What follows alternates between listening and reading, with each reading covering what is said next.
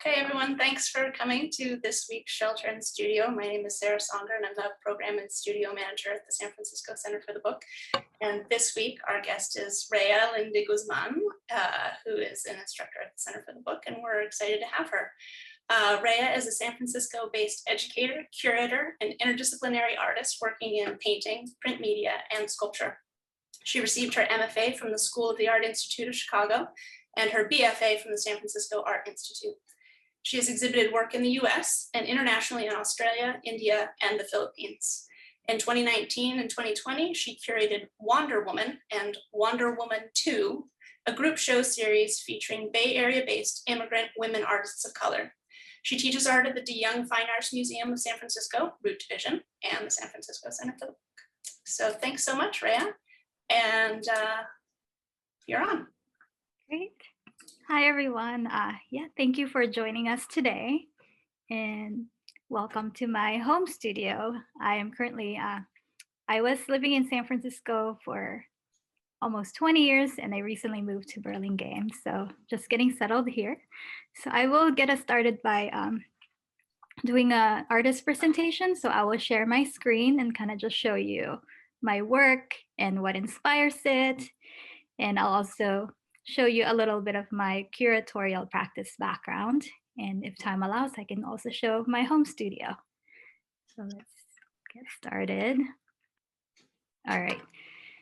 So yeah, my name is Rhea. Thank you for joining me here. My work, this is an old drawing that I did in 2010. Back then, I was inspired by this idea of Maria Clara. This is called Maria Clara Alter Ego. It's on paper 22 by 30. So Maria Clara is Filipina, like the ideal woman that's been around for more than 100 years in the Philippines, where I was born. And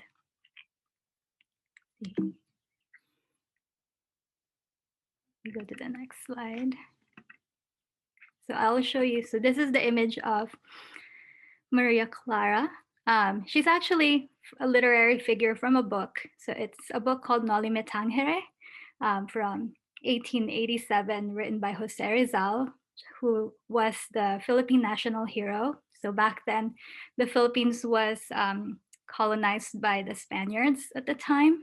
And Jose Rizal was the hero that fought against colonialism, against the Spaniards through writing, like through knowledge and kind of writing about that. And Maria Clara is a figure from there, and she kind of symbolized a lot of things that became the ideal for Filipina women. And there are a lot of attributes to her. She's a mestiza, so she's half Spaniard and half Filipina. So she has light skin, and she's always described as like having downcast eyes. She's very conservative. She was a devout Catholic, so she was graceful, and she lived in a patriarchal society, which is so opposite of what the Philippines was pre-colonial times, when women were very powerful and equal or more powerful than men and held high positions in society. So that's the character that I became interested in researching at the time.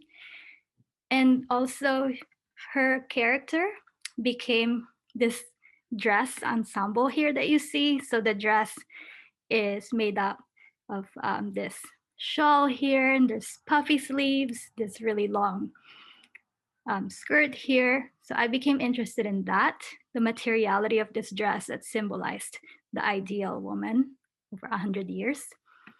And then the materiality of it came from the pineapple fibers. So this you're seeing here is the red pineapple. The Spaniards also brought this to the Philippines from another colony to the Philippines back in the 1400s. And so this is not a native fruit in the Philippines, so it was brought over. And the fiber of it was used for, they would extract the fiber, and then they would sew it, weave it with silk, and then create these dresses out of it. And there's also a male counterpart to that dress called the Barong Tagalog. So that was new, that they found this leaf and extracted the fibers from it. And it's a very labor intensive process. So they get that and then they have to stop share. Sorry about that. Let me share screen again. So they would get the fiber out and then rinse it and everything's tangled. So they would untangle it and then make it into one really long continuous thread and tie knots on it. And then they would weave it to create, the cloth, and the weaving takes a while to do. So that concept inspired my work. And so I'm an interdisciplinary artist, and I started off as a printmaker and then became a painter and then started doing sculptures and installations. And I was inspired by the butterfly sleeve from the dress. If you know Imelda Marcos, she used to wear those a lot, that really big puffy sleeve. And so I made a sculpture that kind of evokes that. So this is called After Maria Clara's Piña fiber sleeve. And it's made out of abaca fiber, which is a fiber native to the Philippines, related from the banana leaves. And I casted a bunch of pineapples. So you'll see the little units here are from pineapple castings made out of abaca, like from the paper pulp. And I made little sculptures of it and then kind of collaged it on there. And then I spray painted it with gold for the design of this giant sleeve. So this is about 26 by 48 by 18. And then I put it on the pedestal, kind of like how Maria Clara was put on a pedestal, and thought of it as something with a higher status. So I was kind of reflecting on that. And I was also doing some silk screen on muslin. So I made a couple of scrolls. They're pretty large, 116 inches by 38. And this is also based, so you'll see, it's hard to see, but when you zoom in, there are pineapple patterns that I've created. And I made, I think, 4 prints of these. So I did the CMYK print. And then I put some eyeballs in there. So those are like my self-portrait eyeballs incorporated in there. And I'll tell you why that is in a second. So then I started playing with installation, and that this is on synthetic organza. So organza is silk and synthetic is fake. So I wanted to emphasize the fakeness of this idealism that's been imposed on Filipinas through the material. And then I started also making these wax sculptures, and I made a cast of my face, and then it turned into a pineapple. And I kind of put it all together. And then within that, there's also a story embedded. So I got really into the research about the history of the pineapples and the Maria Clara idea. And then I remembered as a child that there's this story about the legend of the pineapple that was told to me. And it's about this little girl and her mother.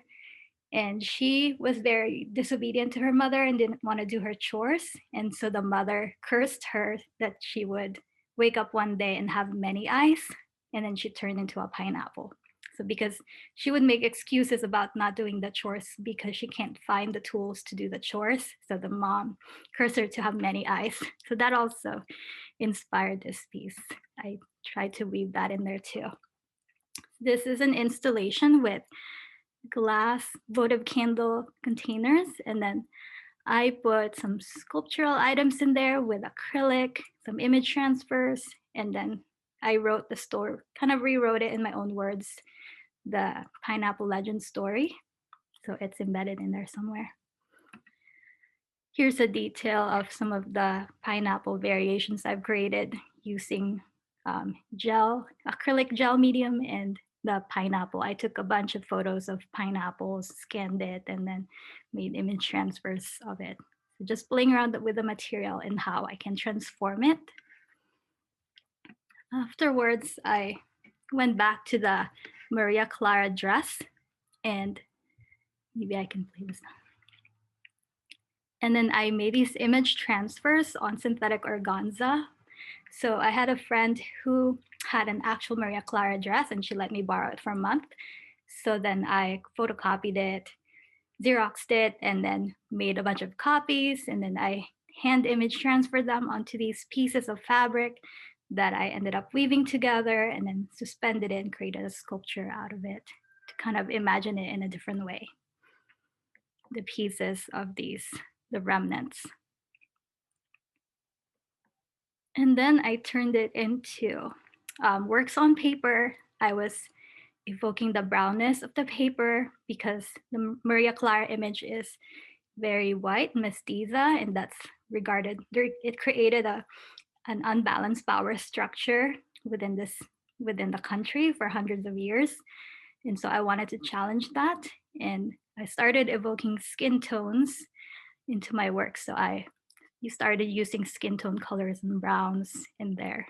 And these are mostly silk screen. Like there's a lot of layers to this. So it's silk screen, monoprint, acrylic, image transfers, and then some of it has fabric in there as well. So I created a body of work. And some of it are kind of pieces from the dresses that I cut and then kind of collaged together in sometimes more abstract ways. And this one is a detail of a piece I called Stained, and it has piña fiber on there. So I'm really curious about the material and how I can incorporate that into my work. And I mounted them onto these wood panels. So yeah, I created a body of work out of those. And then I'm gonna show you about my curatorial practice. So I became interested in curating shows that I called Wonder Woman. And it's about women of color artists, like Bay Area-based immigrant women of color artists and their work. So I'll just kind of briefly show you the artists. This was the first one I curated in 2019, Pantea Karimi. This is a Root Division, the debut show, and I curated the artworks. And also there was a performance aspect. So there was a night of performances that activated a space. So Takako Matoba and Minush Zomordinia worked together, collaborated, and did a performance as well. And Takako was also an exhibiting artist. And Greta Liz Anderson also did a performance where she wrote on the walls, and she just kind of wandered throughout the gallery and did this. And at the same time, she would cut pieces of her garment and then leave it behind. So it was her way of connecting to the artist and the space and leaving traces of herself behind. She also sewed and made this own dress that she's wearing. These are some of the artists. There's the Mail Order Brides, a trio of Filipina American artists that use humor and satire in their work. And then there's sculptures, collaboration between two sisters, Baharak and Benas Kalegi. And up there is a site-specific installation by Elena Patino. It's also Pallavi Sharma did an installation called Megdut the Cloud Messenger. It's inspired by a poem. And she also did a collaborative performance with Shaila Hadiksi called Sorry Not Sorry, which is a play on words about sari, the dress, the clothing. Yeah, it's really powerful when you see it in person. There's also some interactive engagement happening with Franz Viana. Her work is called Ube Trade. Ube is a piece of like root fruit or vegetable, and it's purple in the Philippines. And she would trade stories and give whoever gave stories about their memories of food or anything like that, she would give them a snack that is ube based. And then this is Wonder Woman 2. I curated last year, which was supposed to be in person at the SF camera work, but then the pandemic happened. So we had to think of something else and how we could do it. So there are a lot of changes. And so we ended up doing an Instagram takeover where I had all of the artists and I organized them to do a post, scheduled it, and then they would do a post about their work and what they felt like they were working at the time. So this is Pallavi Sharma. The other one was Ainur. And this one is Minush. So we did this for a month where we did this Instagram takeover. Kiana Honerman and Casey Jung, Joyce Nohima and Pamela Ibanez. These are just some of the artists, Midoli and Azin Siraj. And then to culminate the show, we did artist talk and presentation through Zoom, and it's recorded. And if you're interested in watching that, there's the link here, and we can drop it on the chat as well. It's also everything I've shown you is on my website. So if you visit my website, you'll see more information. So yeah. Let me just stop share. Great. Thank you so much for watching my presentation. I was trying to make sure that we didn't go over time. No, we're great. You're gonna show us around your space? Yeah, so here is my home studio. I am actually behind the couch and I'm in the living room. So trying to make use of the space here. I have this wall space over here where I kind of just put some of my work and inspiration. And I'm still getting settled, so I haven't put anything on the walls yet. I have this wall space. And then over here is my workspace. So I have this over. I have a drafting table here and an easel.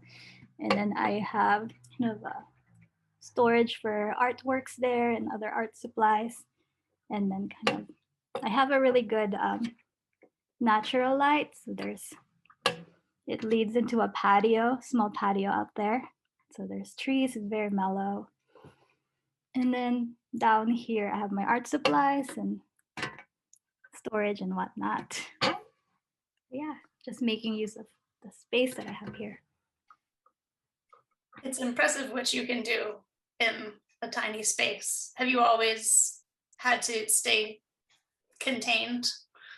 A few years ago, when I was in grad school, before that, I used to have a bigger space, bigger studio. So I had different studios, and my work was more large scale at the time. So I guess, yeah, it depends on my space. When I have a more space and larger studio, then my work tends to be bigger. Mm-hmm. And then when I have to be in a smaller space, then somehow my work gets smaller. Yeah. And adaptation. Yeah. Also, I'm into making more intimate, smaller works recently than the really large scale. Maybe because I'm older, and before I had so much more energy that I wanted to create something really large. Mm-hmm. I really like just making smaller, more intimate things, and then grouping it as a whole. It makes more sense when they're all together. Yeah. Other than scale, do you think the pandemic affected your work? Yeah, for sure. The pandemic, it was hard for me to keep working and keep doing this more research-based, reflective kind of work.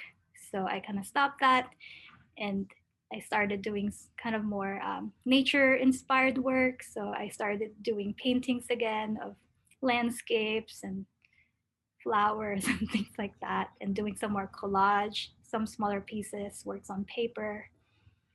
Because yeah, my work tends to be intense, like with research and getting pretty in-depth into things and overthinking. And so it's nice to take a break sometimes and just let yourself play with materials and express yourself that way. I've got a question of what are the challenges? So you curated Wonder Woman and then Wonder Woman 2. They're not the same show, but they're related, and obviously one was able to be in person and the other one was virtual. What was that like, switching to virtual curation?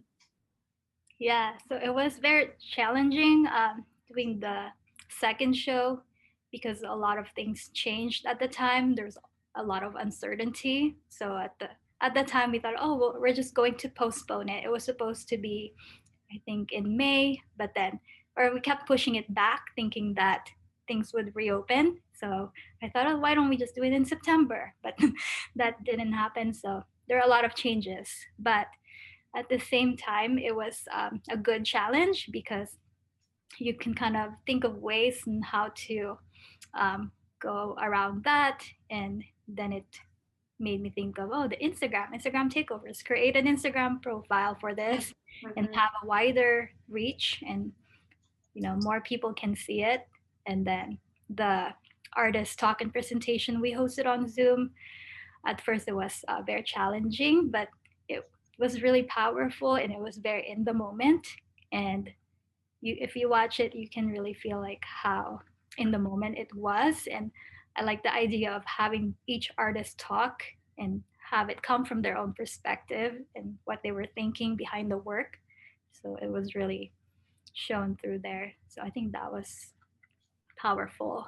And to have the community as well, like different kind of people from communities watch it and participate. It was a Zoom, live Zoom, so they could ask questions and they could really converse with us. So I really like that.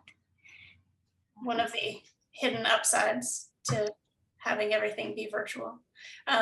Much like with the workshops, how, as you know, teaching, you reach students now all across the country instead of just here. Yeah. And to that end, I'm going to make a quick plug for Rhea's color theory workshop that's coming up on May 17th. We just have a comment from Han saying that he loves your work and is looking forward to visiting your website to see more. He's very interested in your connections with materials and your interpretations of colonial impacts on women and their portrayal. Thank you so much. And what was that, the pineapple fiber cloth called? Is there a name? It's just called piña fiber. Just piña fiber. Piña cloth. Mm-hmm. I can type it in the chat. So. And then actually I was unclear of whether Maria Clara character, is she fictional? Yeah, so she's a fictional character. Let me just type. Yeah, piña cloth on the chat. Yeah, so Maria Clara is a literary figure from that book, Noli Me Tangere, that was published in 1887.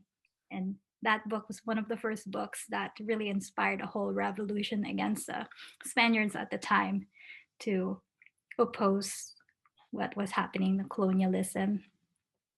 And yeah, so somehow she was tied. She was in there, and Jose Rizal, the writer of the book, became the Philippine national hero. And he kind of promoted this idea of the ideal Filipino woman, modeled under Maria Clara. So it's very complex. It's kind of a detriment to the women, like that this ideal was imposed. And yeah. Is this character consciously remembered to this day, or is she just sort of, somewhat forgotten, but her impacts are lasting, certainly? Yeah, definitely her impacts lasted over a century. And yeah, a lot of Filipinos, if you say the name Maria Clara, they would know what it is. And it's kind of embedded in the culture. So some people might still be buying into this, or a lot of people are also have challenged this over the years. Mm-hmm. It's a very complex idea. Mm-hmm. Do the eyes in that in those panels represent you because you relate to the little girl who doesn't want to do her chores? It could be, yeah. Maybe. And also, like, that story I found really interesting. I could tie it, like when I was kind of going over it, thinking about it back then, I could relate it to how the natives that were colonized, and how there were a lot of expectations for them to kind of obey this new set of rules that were imposed upon them, obey new cultures, this new way of life that had nothing to do with them, this new religion, Catholicism. And I can see a lot of resistance with that when you're coming to a new country and then you're imposing all these things. So it made me think about the story and how the little girl could symbolize that resistance. And if you resist, then you would be punished and you're seen as the villain. So I was thinking about that. Cool. Well, if there are any last questions for Rhea, then we've got a minute or two.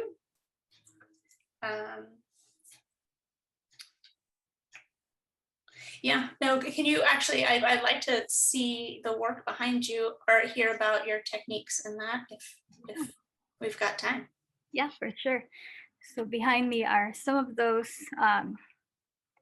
works on paper that are layered.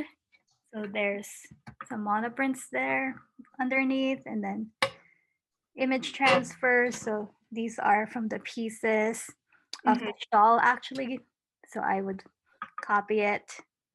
I spent a lot of time when things were open. I spent a lot of time at copy places, just copying these parts of the dresses and just getting a lot of prints from that. And then it's very meticulous and labor intensive. I would kind of cut these out and then do an image transfer using acrylic medium to matte medium. And I would layer it with another image transfer and layer it with acrylic. And then after I'm done, like, or even before then, I would mount it on wood panels to give it some structure. And I would just keep working on it. And back here are the same kind of process, but yeah, my palette changes a bit. And there's a lot of yellows and browns and grays. And this one over here, I started incorporating the piña fiber into the piece and started experimenting with making image transfers on the piña fiber itself and then layering that, kind of creating a mixed media or collage over the pieces. There's a question about how are you attaching things, which I think means like what's your sticking medium? Yeah, for mounting, I use a lot of matte medium. It's very it's compatible with acrylic and everything I'm using. And it's really strong and archival, and it really attaches and flattens.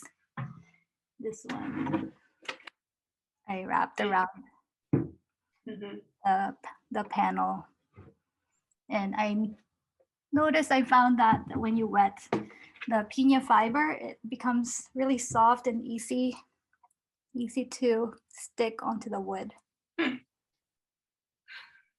So just from experimenting and playing around with materials. Wonderful. Well, it's 1 o'clock, and as we know, these things go fast. So thank you so much, everyone, for attending, and thanks so much, Rhea, for taking the time and showing us your work. There's a link to Rhea's website in the feedback email that's going to go out in a little bit too, so you can look at her work. And I think there's more information about what you talked about today on your website as well, correct? Yeah, so everything's there on my website. Great. And yeah, Ray will be teaching color theory soon, and maybe some more advanced image transfer and collage classes. So some of these techniques that she's been using in the work you've seen today. So thanks again, Rhea. And next week, we'll be talking with John Rousseau of Cabbage Head Press out of Arizona State University in Tempe, Arizona. So hope to see you then. Thanks, everyone. Thank you. It was great.